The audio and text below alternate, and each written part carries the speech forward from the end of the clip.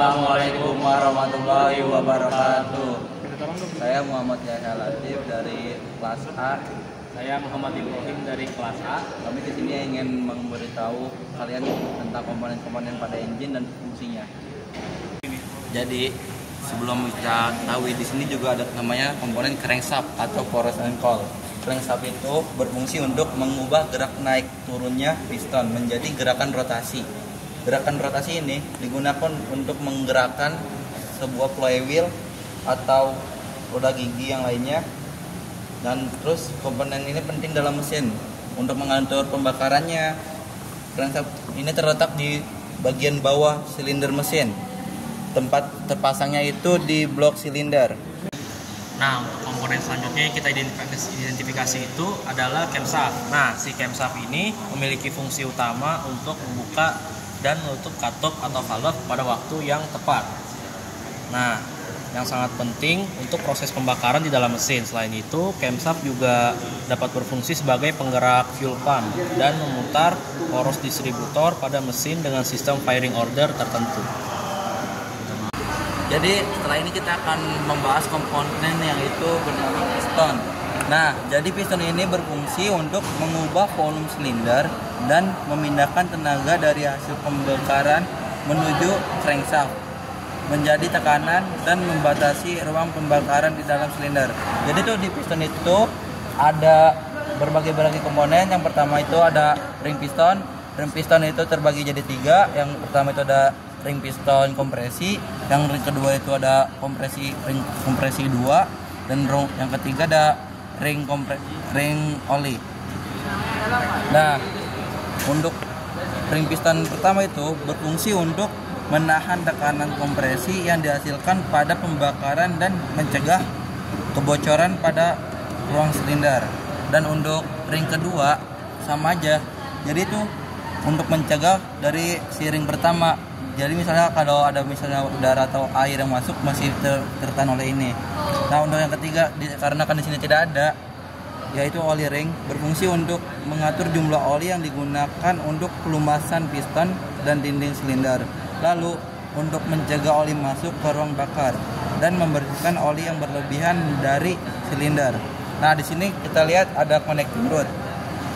Connecting rod itu menghubungkan piston ke force and coil atau crankshaft, lalu meneruskan tenaga dari crankshaft atau force and coil. Dan di sini ada bearing cap. Bearing cap ini untuk menghubungkan dari crankshaft untuk menghasilkan putaran dari titik mati atas dan titik mati bawah. Nah, sekian dari saya, itu yang saya sampaikan tentang piston. Lalu lanjut. Nah, sekarang kita menuju ke komponen selanjutnya. Nah, komponen selanjutnya itu ada yang namanya cylinder block. Ini yang namanya cylinder block. Nah, cylinder block ini berfungsi sebagai tempat atau dudukannya si piston ini pada mesin. Nah, si piston ini jadi naik turunnya itu di dalam sini, di silinder dalam sini. Nah, di sini tuh ada yang namanya gasket. Nih, gasket. Nah, gasket itu berfungsi untuk mencegah gas hasil pembakaran masuk ke sistem pendingin, terus mencegah kebocoran oli, mencegah kebocoran kompresi. Terus juga gasket ini berfungsi untuk meredam getaran dan suara mesin. Nah, si gasket ini juga menjaga pembakaran dan juga menjaga kompresi agar tidak bocor.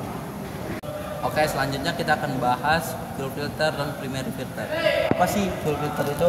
Jadi fuel filter itu sebelum masuk ke engine, dia akan menyaring solar masuk ke fuel filter. Jadi itu agar tidak terjadi teridentifikasi kekotoran. Lalu untuk si fungsi primary ini ada banyak fungsi sebenarnya.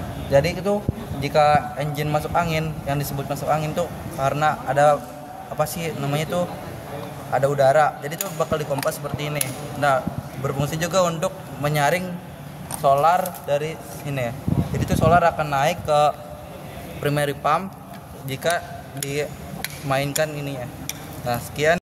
Nah, komponen selanjutnya yang kita identifikasi itu ada yang namanya oil tank. Nah, jadi oil tank ini itu tempat atau wadahnya si oil ini sebelum dia digunakan dan dia kembali lagi. Jadi dia ini sebagai tempat menampungnya si oli. Jadi komponen selanjutnya itu ada radiator dan oil tank. Apa sih fungsi radiator itu? Radiator itu untuk berfungsi mendinginkan mesin kendaraan dengan membuang panas overloadan udara untuk mencegah overheating dan menjaga suhu mesin tetap stabil. Nah, jika radiator habis, dia bakal nyedot kembali dari reservoir tank. Jadi itu bisa juga kalau radiator coolant-nya kepenuhan, bisa juga berbalik ke reservoir tank.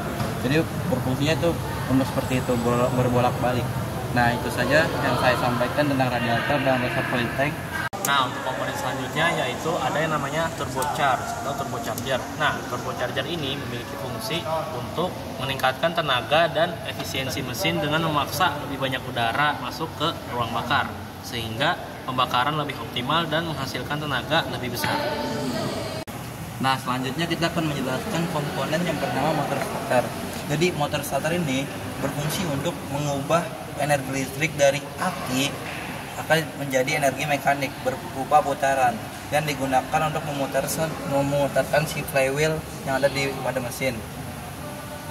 Nah, untuk komponen selanjutnya yang kita identifikasi ini ada yang namanya filter udara atau air filter. Nah, si filter udara ini berfungsi untuk menyaring udara yang masuk ke dalam ruang bakar mesin kendaraan. Selain itu, filter udara juga berfungsi untuk menjaga kebersihan ruang pembakaran, mencegah korosi dan oksidasi mesin, terus juga menjaga komponen mesin agar awet.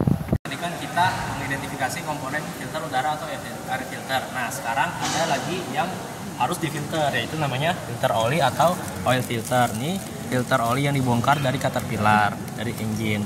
Nah, fungsi dari filter oil ini sendiri yaitu untuk menyaring kotoran dan partikel dari oli mesin agar tetap bersih dan dapat melumasi komponen mesin dengan baik, mencegah kerusakan dan memperpanjang umur mesin. Sekian komponen yang bisa kami jelaskan dan kami identifikasi dari video ini. Kurang lebih ya mohon maaf. Terima kasih. Wassalamualaikum warahmatullahi wabarakatuh.